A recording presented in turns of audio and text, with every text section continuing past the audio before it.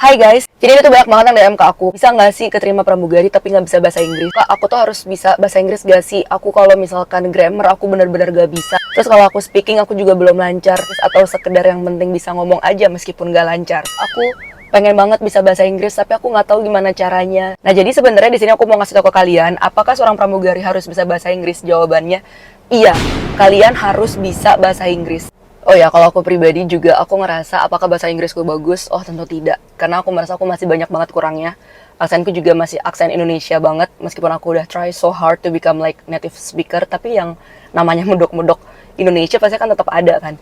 Tapi yang penting kalian tuh pede dan kalian yakin yang kalian ucapin itu benar, karena itu benar-benar nambah yang kita rasa kayak gue nggak bisa dia ngomong pakai bahasa Inggris itu tiba-tiba seketika jadi bisa. Dan itu untuk materi trainingnya sendiri harus aku akuin itu bahasa Inggris penerbangan, dan menurut aku agak sulit ya untuk kayak bahasa Inggris penerbangan. Dan ini nanti kan akan dikasih kayak semacam manualnya gitu.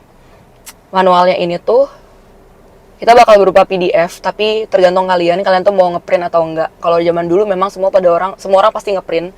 Tapi kalau aku pribadi ya zaman kan udah canggih ya say, jadi aku baru cuma pakai iPad doang, dan aku tidak membawa ratusan halaman itu ke dalam kelas waktu training. Dan itu sangat efisien. Mau tulis-tulis catatan yang aku akan nulis di luar itu catatannya.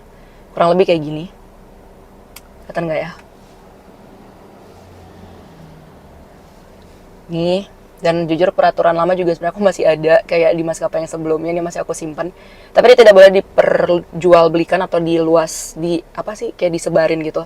Karena ditakutkan akan membahayakan suatu penerbangan. Dan kalian bisa lihat agak buram ya. Ini semua materinya tentang bahasa Inggris. Jadi ini bahasa Inggris penerbangan. Agak mirip sama bahasa Inggris hukum, karena aku juga S1 hukum kan, dan aku ngelihat kayak, kok ini kayak deja vu gitu kan. Ini menurut aku lumayan belibet ya, tapi nggak usah khawatir, karena di training itu nanti tugasnya instruktur kalian untuk membuat kalian itu paham. Jadi ini cara dari aku sebagai tips dari kalian gimana caranya bisa lancar bahasa Inggrisnya. Yang pertama, kalian tuh harus rajin banget dengerin kosakata pakai bahasa Inggris. Gimana tuh caranya? Ini yang paling gampang banget, kalian download Netflix atau film apapun. Itu kalian download filmnya, terus habis itu kalian dengerin kayak nonton film aja normal.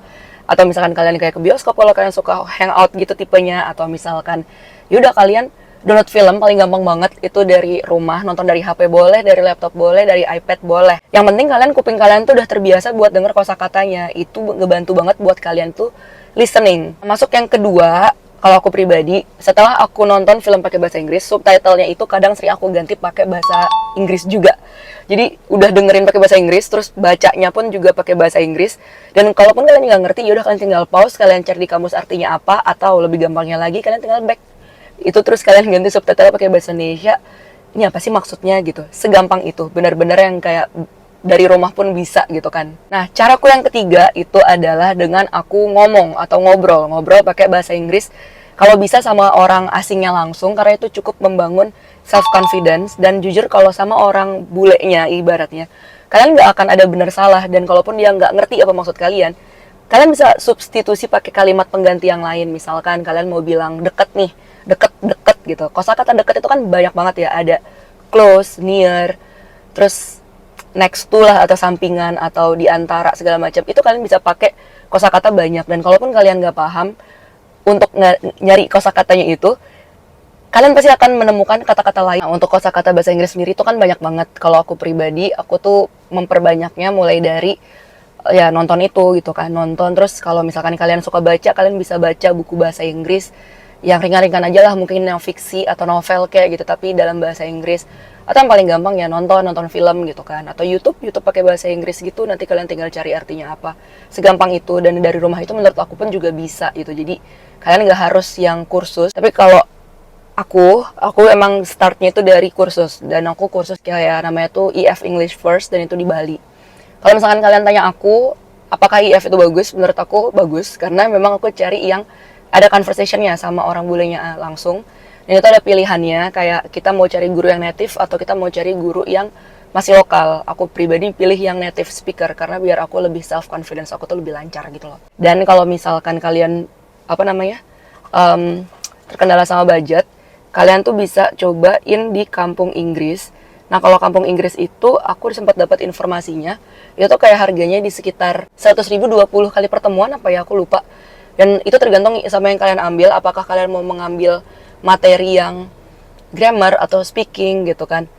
Ya, it depends on you gitu. Tapi kalau aku pribadi memang aku startnya itu dari IF, karena kebetulan aku di Bali tinggalnya, jadi yang accessible emang itu sih. Karena yang paling gampang lagi nih, paling terakhir juga, itu aku inget banget dulu aku setiap mau berangkat kerja, aku itu pasti, karena di Bali nih, anak Bali banget kan, jadi aku tuh naik motor dan aku tuh pakai helm, aku pakai headset, di jalan tuh aku ngomong sendiri.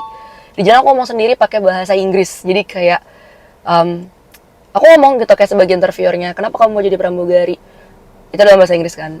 Oh ya, because I want to become a flight attendant because I really like meeting with new people, I really like working with new job, new challenge, bla bla bla, banyak lah pokoknya. Dan aku tuh ngomong sendiri gitu. Itu yang untuk kayak Q&A-nya.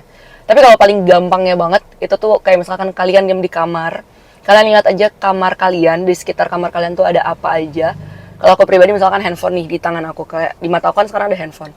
Yaudah aku describe aja handphone aku, warnanya misalkan mint green, iPhone 11, aku beli di harga berapa, harga sekian sekian sekian, terus di mana, terus kayak kebutuhan aku tuh untuk handphone itu apa gitu. Jadi itu aku mentranslate manual banget pakai bahasa Inggris aku, tapi ngomong gitu kayak pede aja, benar salah juga orang tidak akan ada yang mendengarkan. Tapi kalau misalkan kalian emang udah mulai pede, yaudah kalian cari orang buat kalian ajakin ngobrol gitu. Kalau kalian ajak ngobrol, itu kan lebih pede ya rasanya gitu kan. Pokoknya sekian tips dari aku, semoga ini bermanfaat buat kalian. Dan kalau misalkan kalian masih mau tahu lagi tips and triknya atau kayak cerita-cerita tentang pramugari, feel free to ask, kalian bisa komen, silahkan. Dan aku sangat terbuka karena aku juga bingung sebenarnya mau cerita tentang apa, karena mungkin udah kayak makanan sehari-hari ya untuk terbang gitu. Jadi mungkin yang menurut aku hal yang lumrah, menurut kalian itu sesuatu yang tidak biasa gitu. So yaudah, kalian bisa komen deh di sebelah ini.